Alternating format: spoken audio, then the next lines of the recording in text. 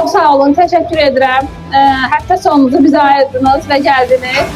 Demək olar ki, bu bizim ən maraqlı və ən yadda qalan Amerika triplərimizdən biridir. Bizim üçün həqiqətən də New York ən məsuliyyətli mərhələdir. Çünki New Yorkda olmaq və uğur əldə etmək komanda olaraq bizim üçün çox böyük geri dönüş edir. Çenderbördə ən çox fərqlənən komandalardan biriyik və biz bunu demək olar ki, 4 il ərzində etmişik. Bu da bizim gənclərimizin potensialıdır.